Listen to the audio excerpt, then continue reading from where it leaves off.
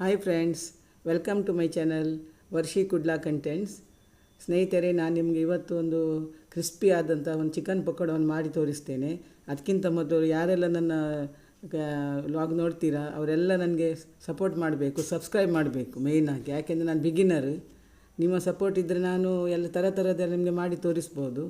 ಈಗ ನಾನು ನಿಮಗೆ ಚಿಕನ್ ಪಕೋಡ ಹೇಗೆ ಮಾಡೋದನ್ನು ತೋರಿಸ್ತೇನೆ. ಸ್ವಲ್ಪ ಚಿಕನ್ ತಗೊಂಡು ಅದಕ್ಕೆ 1 spoon salt powder, 2 spoon chilli powder ಹಾಕಿ ಚೆನ್ನಾಗಿ ಮಿಕ್ಸ್ ಮಾಡಬೇಕು.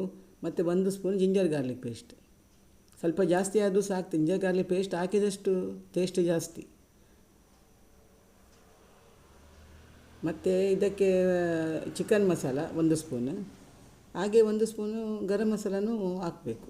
ಗರಂ ಮಸಾಲ ಒಟ್ಟಿಗೆ ಚಿಲ್ಲಿ ಒಟ್ಟಿಗಿದ್ದರೆ ಅದು 1 ಸ್ಪೂನ್ ಆಗ್ತದೆ, 2 ಸ್ಪೂನ್ ಮಾಡಿ ಹಾಕ್ಬೋದು. ನಾನು ಬೇರೆ ಬೇರೆ ಹಾಕಿದ್ದೇನೆ, ಚಿಕನ್ ಮಸಾಲ ಗರಂ ಮಸಾಲ, ಹಾಗೆ ಅದು 1 ಸ್ಪೂನ್ ಇದು 1 ಸ್ಪೂನ್ ಹಾಕಿದ್ದೇನೆ.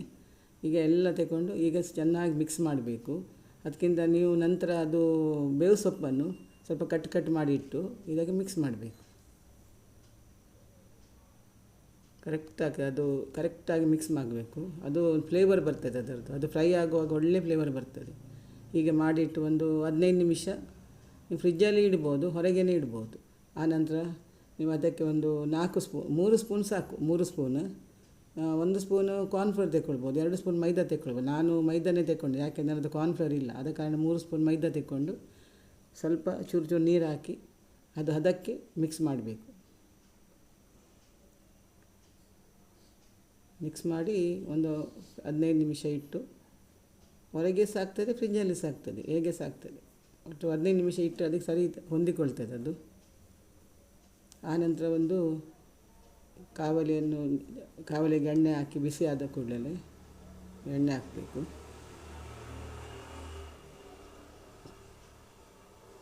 ಸ್ವಲ್ಪ ಐ ಫ್ಲೇಮ್ ಇಡಬೇಕು ಒಂದು ಸಲ ಬಿಸಿ ಹಾಕುವಾಗ, ಮತ್ತು ಸ್ವಲ್ಪ ಸ್ಲೋ ಮಾಡಬೇಕು. ಐ ಸ್ಲೋ ಇಟ್ಟು ಅದು ಒಂದೇ ಲೆಕ್ಕ ಫ್ರೈ ಆಗಿಕೊಂಡು ಬರ್ತದೆ. ಈಗ ಅಡ್ಜಸ್ಟ್ ಮಾಡಿ ಹಾಕಬೇಕು. ಹಾಕಿ ಮತ್ತು ನೋಡಿ, ಈಗ ಎಲ್ಲ ಒಂದೊಂದು ಹಾಕಿಕೊಂಡು ಬಂದು ಮತ್ತು ಸ್ವಲ್ಪ ಆಚೆ ಮಾಡಬೇಕು. ಆಗ ನಿಮಗೆ ಅದು ಮತ್ತು ಸ್ವಲ್ಪ ಫ್ಲೇಮ್ ಕೂಡ ಸ್ಲೋ ಮಾಡಬೇಕು. ಒಂಚೂರು ಹೈ ಇದ್ದರೆ, ಯಾಕೆಂದರೆ ಅದು ಅಡಿಯಲ್ಲಿ ಒಂದೇ ಲೆಕ್ಕ ಫ್ರೈ ಆಗಬೇಕು. ಅದು ಕಲರ್ ಚೇಂಜ್ ಆಗಬಾರ್ದು, ಕಪ್ಪು ಕಲರ್ ಬರಬಾರ್ದು. ನೋಡಿ ಈ ಥರ ಬರಬೇಕು ಕಲ್ಲರ್. ಹಾಗೆ ನೀವು ಸ್ಲೋ ಸಹ ಮಾಡಿದರೆ ಸಹ ಒಳ್ಳೆಯದಾಗೋದಿಲ್ಲ, ಹೈ ಸಹ ಇಡಬಾರ್ದು, ಹೈ ಸ್ಲೋ ಮಾಡಬೇಕು. ಈ ಥರ ಮಾಡಿ ಕೊಟ್ಟರೆ ಮಕ್ಕಳು ಸಹ ಇಷ್ಟಪಡ್ತಾರೆ.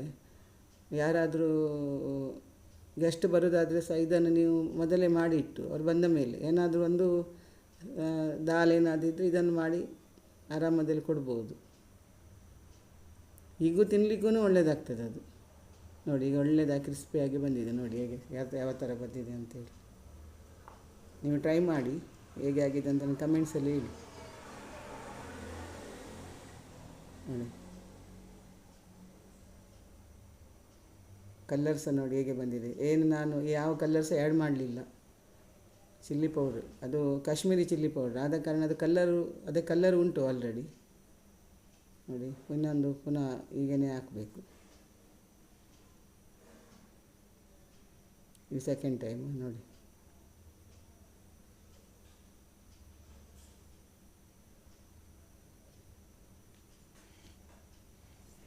ಕರೆಕ್ಟಾಗಿ ಈಗ ಅಡ್ಜಸ್ಟ್ ಮಾಡಿ ಹಾಕಬೇಕು. ಮತ್ತು ಈ ಕಾವಲಿಯಲ್ಲಿ ಮಾಡಿದೆ ನಿಮಗೆ ಒಳ್ಳೆ ಕ್ರಿಸ್ಪಿಯಾಗಿ ಬರ್ತದೆ. ಕಬ್ಬಿಣದ ಕಾವಲಿ, ಇದು ಹೆಲ್ತಿಗೂ ಒಳ್ಳೆಯದು. ಆನಂತರ ಇದರಲ್ಲಿ ಫ್ರೈ ಸಹ ಒಳ್ಳೆ ಆಗ್ತದೆ. ನಿಮಗೆ ನಾನ್ ಸ್ಟಿಕ್ಕಿಗಿಂತ ಇದು ತುಂಬ ಒಳ್ಳೆಯದು. ನೋಡಿ, ಬೇವು ಸೊಪ್ಪೆಲ್ಲ ಹೇಗೆ ಫ್ರೈ ಆಗಿದೆ. ಬೇವು ಸೊಪ್ಪು ಸಹ ತೆಗೊಂಡು ತಿನ್ಬೋದು, ಅಷ್ಟು ಟೇಸ್ಟ್ ಆಗ್ತದೆ ಅದು. ಬೇವು ಸೊಪ್ಪು ಹಾಕಿದಷ್ಟು ಒಳ್ಳೆಯದೇ. ಹೀಗೆ ಕೊತ್ತಂಬರಿ ಸೊಪ್ಪು ಹಾಕಬಾರ್ದು, ಬೇವು ಸೊಪ್ಪೇ ಹಾಕಬೇಕು. ನೋಡಿ,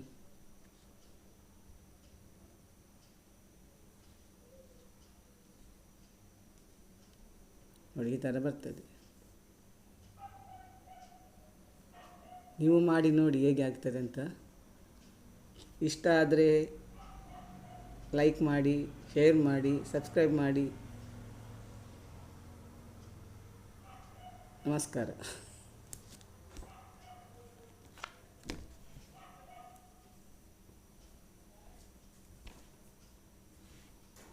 ನೋಡಿ ಈಗ ಸಹ ಈಗ ಉಳಿದದೆಲ್ಲ ಹಾಕಿದ್ದೇನೆ ನೋಡಿ ಯಾವ ಥರ ಆಗಿದೆ ಅಂತೇಳಿ ನೋಡಿ.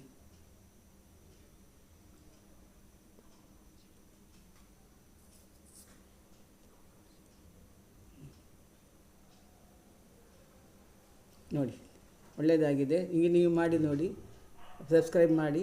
Thank you.